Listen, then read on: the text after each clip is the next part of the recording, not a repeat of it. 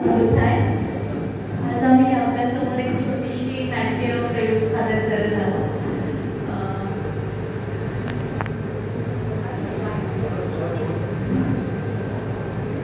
अठराशे 98 साल हे किती हो भाग्यवान.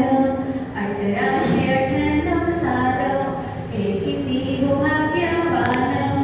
रमाबाईचा जन्म झाला वाटा साखर पान. रमाबाईचा जन्म झाला वाटा साखर पान. मी रमाई नाही का ओळखले अजून? थांबा ओळख पटवते. माझी आई रुक्मिणीबाई, वडील भिक्खू धोत्रे. माझा जन्म वनंदगाव येथे झाला. जन्मले भीमाईचे बाळ, जन्मले भीमाईचे बाळ. उठा ग उठा, उठा दोंडी ही पिठा. आज आनंद लुटा, सोन्याची आली सकाळ. हो सोन्याची आली सकाळ. मी भीमराव रामजी आंबेडकर.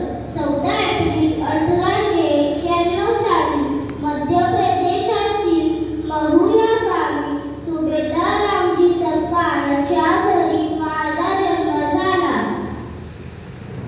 आई वडिलांच्या निधनानंतर आम्ही भावंड काकाकडे मुंबई इथे आलो. तिथे सुभेदार रामजी आंबेडकरांचे सुपुत्र भीमराव रामजी आंबेडकर यांच्याशी वयाच्या 9व्या वर्षी माझा विवाह झाला. दोघांच्या डोक्यावरती रामजीने ठेवला हात. पडला त्या अक्षरा भीमरमाईच्या लग्नात. दिसे ती रमा शोभून सुभेदाराची सून. दिसे ती रमा शोभून सुभेदाराची सून.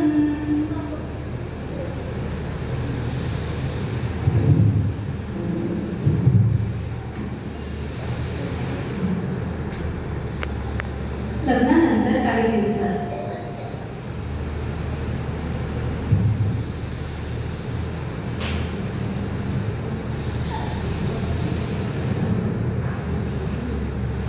अगं रामू, तू काही काम होतं का? अहो साहेब, चला ना जेवायला. जेवण कधीच व्हायला आले. थंड झालं असेल. अगं रामू, वाजू दे मला. जेवण नंतर पण करू शकतो.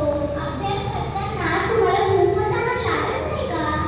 अगं रामू, मला खूप वाचन करावं लागतं. नाहीतर मी सगळं आठवणार कसं? होय, मला काय समजणार? मी तर अडाणी. लोक तुझ्यावर हसणार. धनी किती शिक्षित आणि मी अडाणी. मला कोण शिकवणार?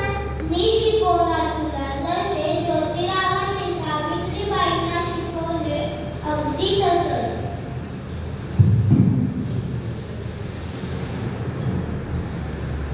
इच्छा पुरती झाली मनाची. इच्छा पुरती झाली मनाची.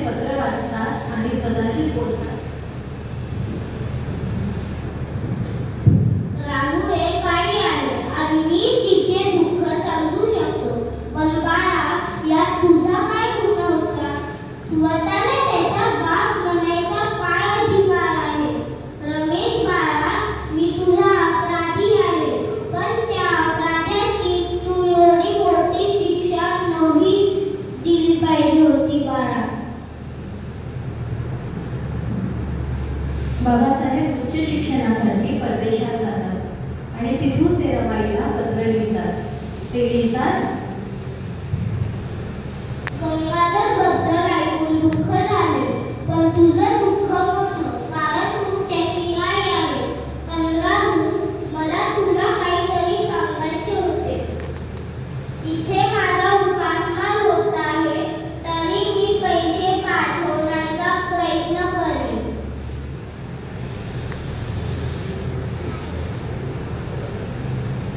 रमाई ती चिठ्ठी वाचतात आणि बोलतात, अरे, साहेबांचं पत्र आलंय. हे काय? तिथे माझ्या घरीचा उपासमार चालू आहे आणि आपण त्यांचे पाठवलेले पैसे ते पोटभर ठेवायचं? नाही, असं शक्य नाही. मी त्यांना उपासमार करू देणार नाही. आता मी पैसे पाठवणार. जोपर्यंत मी पैसे पाठवणार नाही, तोपर्यंत या पोटात अन्नाचा एक कण पण राहणार नाही. भीमशिक्षा